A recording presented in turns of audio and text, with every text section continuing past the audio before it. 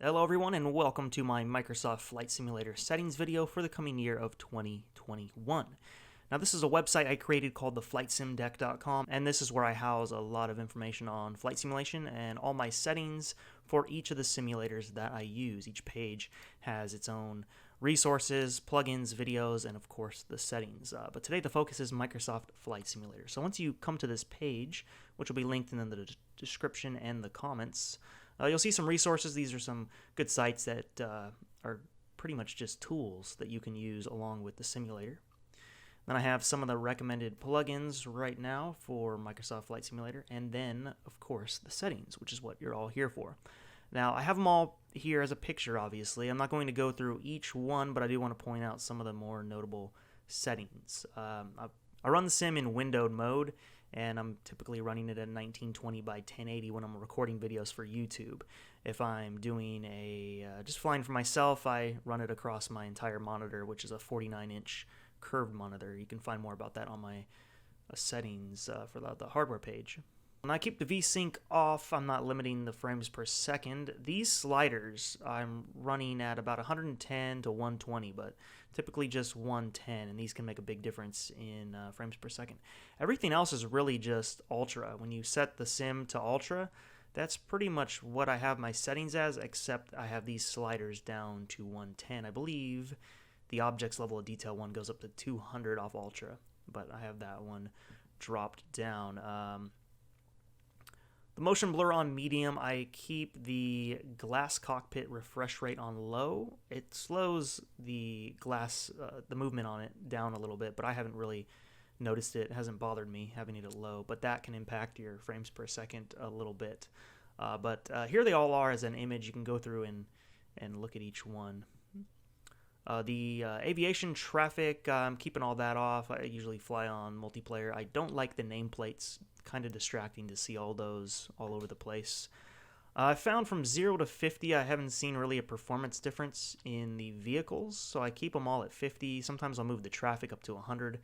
If I'm flying low around an area that should have a lot of traffic, I'll move it up to 100, but I don't really notice a difference in frames per second with these.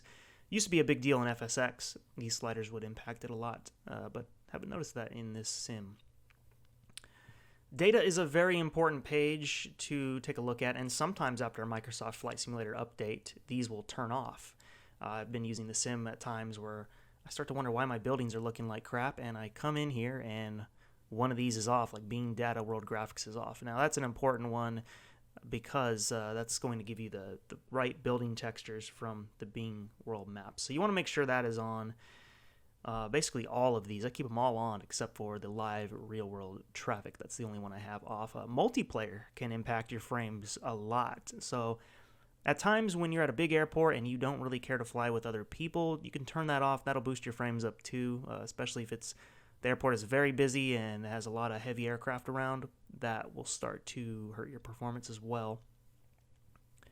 I do have the rolling cache on, and I have it at 80. I used to have it at 100. I don't know. It went back down to 80, or something happened there. But I typically run 100. But you can run more, and that really can make a difference. You can cache.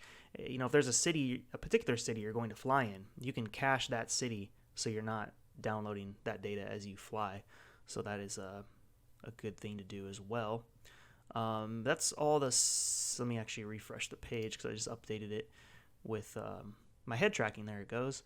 There's my head tracking information. I use face track no IR for the most part, and haven't really done much to it. I haven't adjusted the curves. I like them where they are. The pitch and the x-axis I have inverted, and the smoothing samples I have set to 30.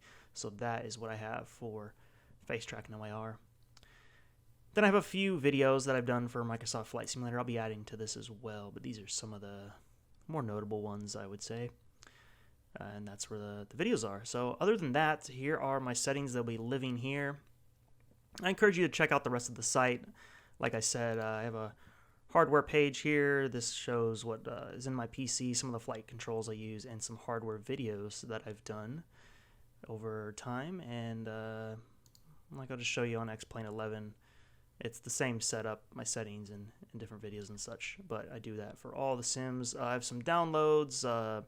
You can find checklists on this page. I also have some cockpit panels that I've done that you can download, and just some other cool stuff. Links to my YouTube, my Instagram, Facebook, FSElite, and yeah, that's gonna do it for all my settings.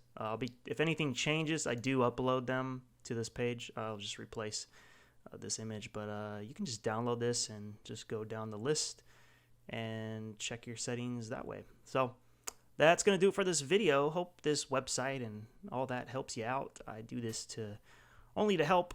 Don't charge anything for the website here. Use the YouTube ad revenue to fund this site, and my main goal here is just not to make any money off of it. I just want a really good flight sim hub for, all around flight simulation, but it's still a work in progress. Been doing it for a couple of years, and I'm going to continue building on that. So all right guys, you have a great new year, or whatever time of the year you're watching this. So thanks for watching guys. You take care. See you on the next video.